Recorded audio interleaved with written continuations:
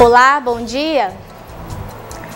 Os militares do Corpo de Bombeiros mudaram a estratégia para tentar controlar o incêndio no distrito de São João da Serra Negra. Além de mais homens, vão atuar em conjunto nos focos, ao invés de separados por frentes de trabalho. A queimada começou em 6 de agosto e já dizimou mais de 400 hectares, a maioria de área de preservação permanente. Daqui a pouco, mais detalhes e ainda.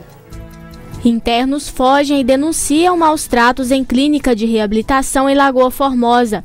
Em Guimarães, internos colocam fogo em clínica e dizem que foi para denunciar maus tratos. 5 foram detidos. Centro de Internação Provisória de Patos de Minas comemora 10 anos com atividades especiais. E futebol. Atlético interrompe sequência de vitórias, mas continua no topo do Brasileiro. Tem mais informação, viu? Continue aqui comigo.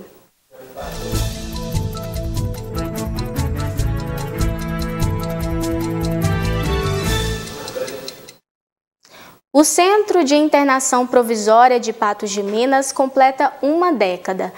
Uma das atividades comemorativas é a Jornada Socioeducativa do Alto Paranaíba, com cursos e palestras durante toda a semana.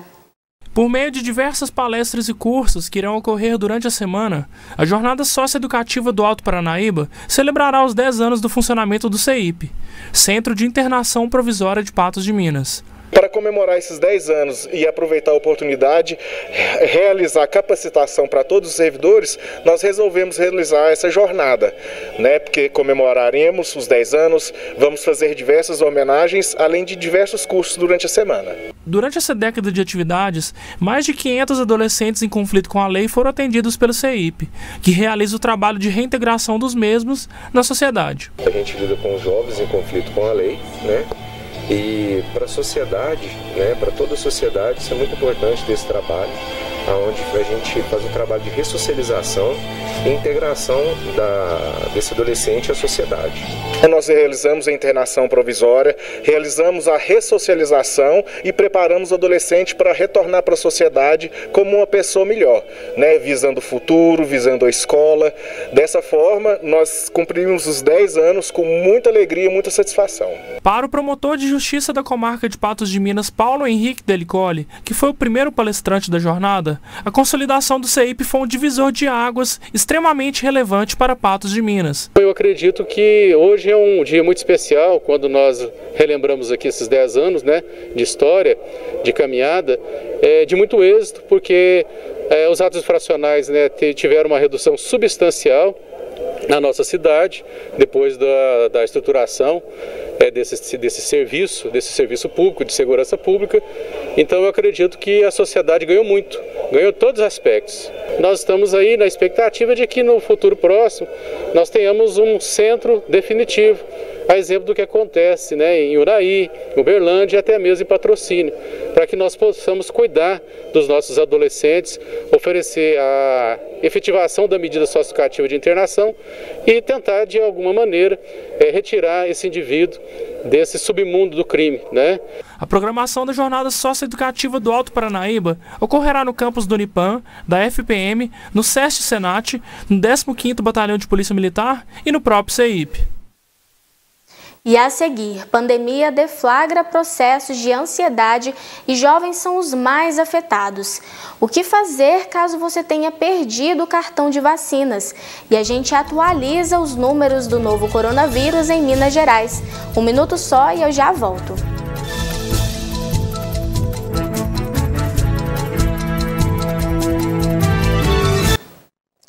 Você sofre com ansiedade? Esse processo foi deflagrado ou piorou com a pandemia. Calma, porque você não está sozinho. Tem muita gente nesse mesmo barco. Entre os adolescentes, 1 em cada 4 tem apresentado sintomas de ansiedade e depressão elevados. E o fato preocupa especialistas. A pandemia evidenciou o que já era vivido por muitos brasileiros: o aumento dos casos de depressão e ansiedade, principalmente entre os jovens. 1 em cada 4 adolescentes em todo o mundo tem experimentado sintomas de depressão clinicamente elevados. E 1 em cada 5 jovens tem apresentado sintomas de ansiedade também clinicamente elevados. E os motivos que desencadeiam uma crise de ansiedade são diversos. Trabalho, fico pensando muito nas coisas que nem aconteceu ainda. Me incomoda, mas eu me controlo. O estresse, a vida, o cotidiano. Muito ansiosa. Geralmente as coisas assim no futuro, né? Por exemplo, vai acontecer alguma coisa semana que vem, aí essa semana eu já fico ansiosa. Esse perfil ele é geral, tanto na infância, tanto na vida idosa. Mas, principalmente, esse foco está sendo apresentado muito no consultório, crianças e adolescentes. É uma geração imediatista. Na verdade, todos nós estamos vindo nesse processo imediatista que vem de acordo com a tecnologia, com toda a internet, essa era moderna, vem trazendo isso tudo agora, no momento presente. Então, isso está gerando muitas dificuldades que estão gerando ansiedade, depressão e outros transtornos mentais também. Identificar quando uma situação de ansiedade se torna um transtorno é o primeiro passo para poder tratar o caso. Esse bem-estar começa a ser perdido não só por um momento, diante de uma situação aversiva ou diante de uma situação a qual você começa a pensar que vai dar tudo errado. Claro que nós todos temos esses momentos, mas a diferença é que aí você começa a funcionar dessa forma. Então, o seu bem-estar recai e o seu funcionamento maior durante 24 horas é estar ansioso. E a partir deste alerta é buscar conhecer a si mesmo e, se for o caso, procurar auxílio profissional. Se conhecer como você funciona, o que te faz bem e o que não faz, quais as emoções que você costuma ter dificuldades para lidar.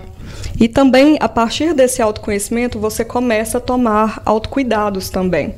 Cuidados como? Cuidados que te respeitam, que respeitam os seus limites, mas que também te impulsiona de forma positiva para estar buscando, para estar validando em você o que é importante para si.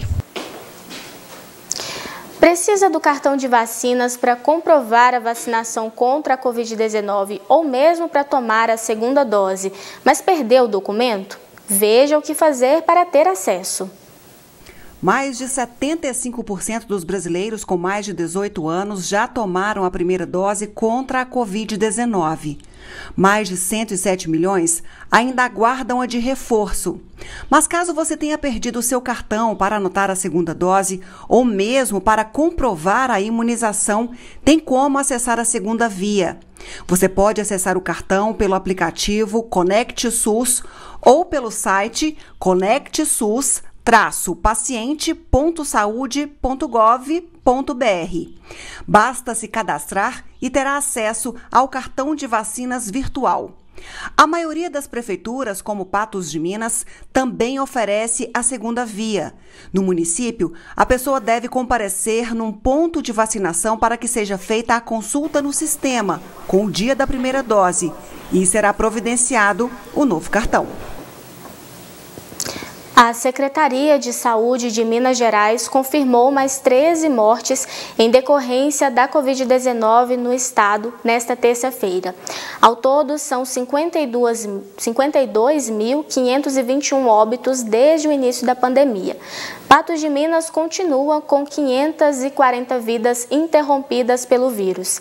São quase 2.900 novos testados positivos e assim o estado ultrapassa 2.047.000 casos, com pouco mais de 1.951.000 tratados. Seguem em recuperação internados ou em isolamento domiciliar 43.569 pessoas. E daqui a pouco, no 30 Minutos, internos fogem e denunciam maus tratos em clínica de reabilitação em Lagoa Formosa. Em Guimarães, internos colocam fogo em clínica e dizem que foi para denunciar maus tratos. 5 foram detidos. E militares do Corpo de Bombeiros mudaram a estratégia para tentar controlar incêndio no distrito de São João da Serra Negra.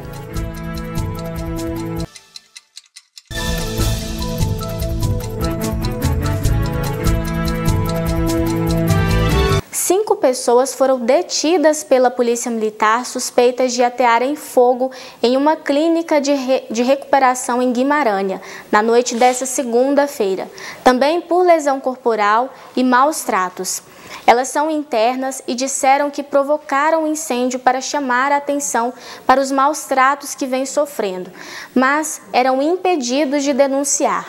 Os pacientes disseram à Polícia Militar que sofriam agressões, surras coletivas, ameaças e humilhações, além de privação de alimentos, e ainda eram obrigados a executarem trabalhos excessivos e inadequados. O caso foi encaminhado à Polícia Civil. Nós não conseguimos contato com os responsáveis pela clínica.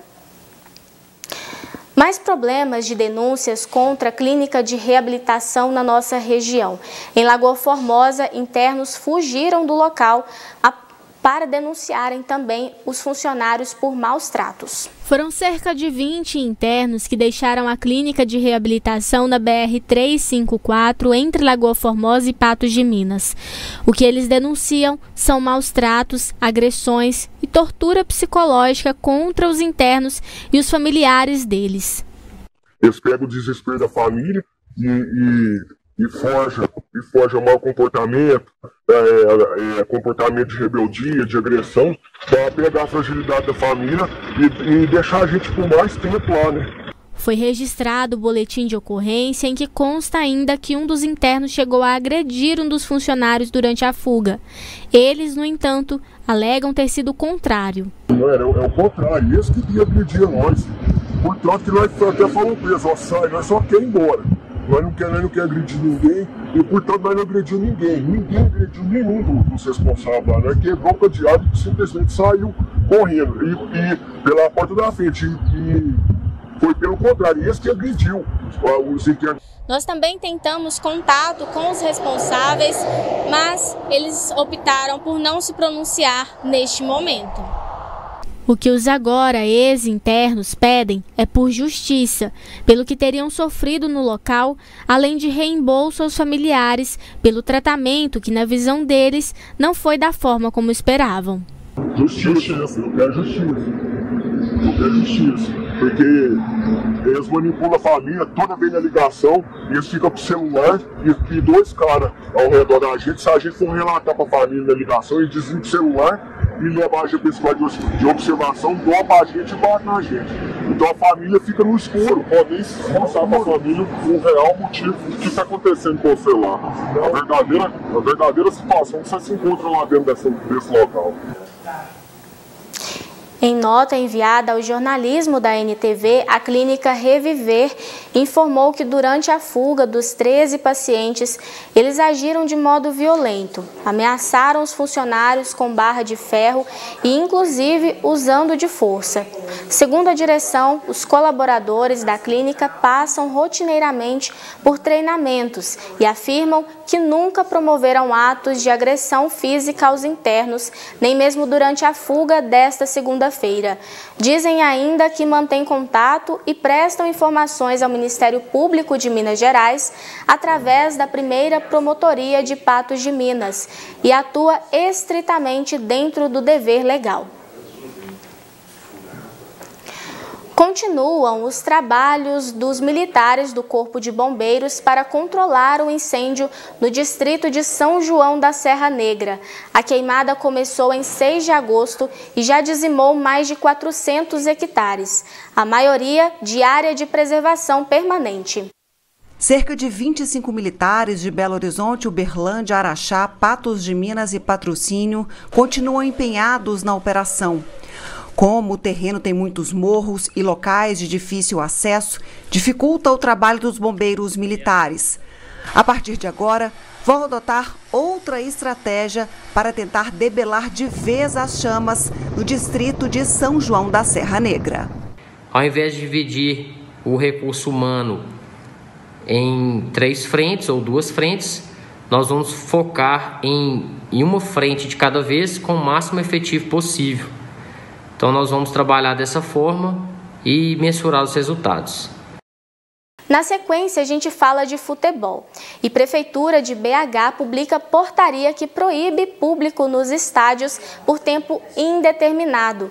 E Atlético interrompe sequência de vitórias, mas continua no topo do Brasileiro.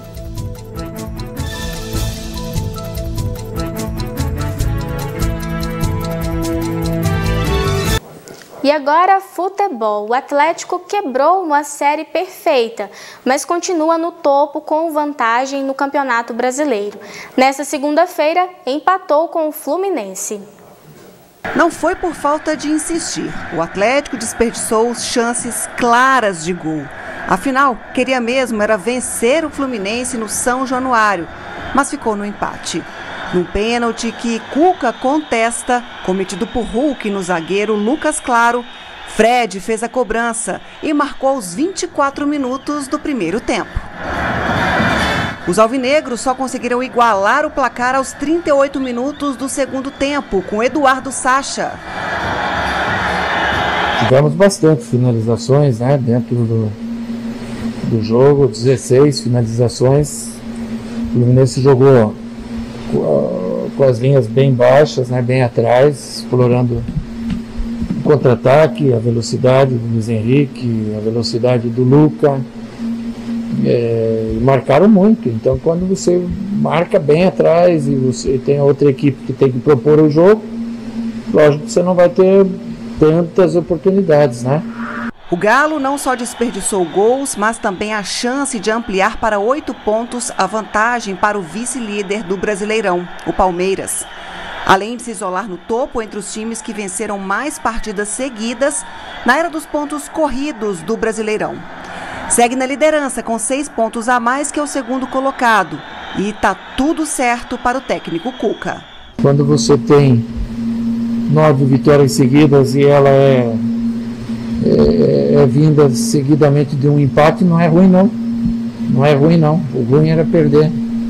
Leva-se um ponto que pode ser muito valioso. E Atlético e Fluminense se enfrentam novamente na próxima quinta-feira, às 9h30 da noite, no estádio Newton Santos, no jogo de ida das quartas de final da Copa do Brasil. Quinta-feira é outro jogo, é outra competição, outros critérios, né? Ainda que a Copa do Brasil ela não tenha mais o gol qualificado, nós vamos pensar bem tudo que a gente pode fazer, já sabendo que vamos ter dificuldade quinta-feira, porque é um adversário que marca bem, marca atrás e busca contra-golpe. E pelo Campeonato Brasileiro, na próxima rodada, o Galo vai encarar o Red Bull Bragantino no domingo, às 8h30 da noite, no estádio Nabi Abichedi. A Prefeitura de Belo Horizonte publicou uma portaria no Diário Oficial do município desta terça-feira que volta a proibir a presença do público por tempo indeterminado nos estádios de futebol da capital mineira. Em julho, a Prefeitura havia autorizado a volta do público com algumas regras, como distanciamento social, uso de máscaras, testes negativos para a Covid-19 e limite de 30% da capacidade das arenas. Entretanto, muitas dessas determinações foram descumpridas. Com essa, a gente encerra o 30 Minutos desta terça-feira. Você fica agora com o programa Gui Boaventura, com mais informações pela frente. Boa tarde, Gui. Olá, Paulinha, boa tarde. Tudo bem? Tudo bem, e você? Também. Chique. Hoje eu passei um pouquinho, né, Gui? Meio-dia e 3 ali. Não, mas não tem problema, não. Você tá tudo certo, tudo é informação. Tá certo, então. Gui, hoje, na verdade, nem é um assunto assim pra gente estender tanto, mas só um comentário. Se não for para estender, nem começa. Eu gosto é quando fala muito. Que a gente de vez em quando fala de filmes e 2 indicações de filmes que eu assisti nessa última semana. Um deles chama Demais Pra Mim, que foi inclusive a Isis que me indicou, é um romance. E o outro, A Última Carta de Amor, que tem um livro também, são 2 romances. Não sei se você gosta desse tipo de filme. Olha, eu vou te confessar, romance é um tipo de filme que ele tem que ser muito bom para me segurar, senão... Eu gosto de pouco mais de movimento, então... De ação? Não precisa nem ser ação, não, mas filme com um pouco mais de movimento, né? Entendi. Do que... E olha que eu sou um cara romântico, hein? Romântico, eu sou aquele romântico à moda antiga. Tô precisando aprender, Gui, porque o povo fala que eu sou tão seca com as coisas. É engraçado, né? Eu não acho, não, mas... Mas cada um com seu cada qual, cada um tem um jeito, né, de ser. Exatamente. Eu, por exemplo, filme romântico, eu não consigo, ele não consegue me prender, né? Entendi. Às vezes, né? Tem eu filme gosto. Apesar de que eu gosto mais de filmes de ficção. Eu, toda a vida, sempre gostei muito de ficção científica, fantasia, porque eu já acho, assim, a realidade difícil de lidar. Se a gente for tratar só da realidade nos filmes também, eu acho que fica um pouquinho pesado pra mim, sabe? Eu gosto de variar um pouquinho. Muito bem. Mas é isso. Uma boa tarde pra você. Eu vou agora pra casa porque meu dragãozinho já tá com fome aqui. Como é que você falou aí?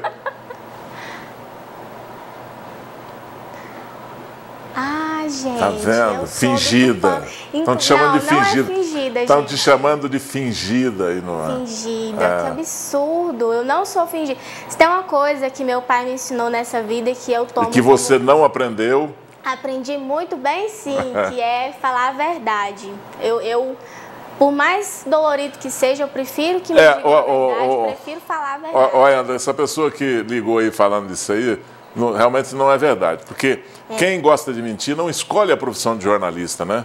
Se tem uma coisa que o jornalista não pode fazer de jeito nenhum é mentir. Gente, jornalista que mente, ele não sobrevive. Então, ele está fadado ao insucesso, está fadado à morte súbita na profissão, né? Nem cresce, na verdade, né, Gui? Nem deslancha na profissão, porque rapidinho a gente descobre. E mentira é um trem, assim, que...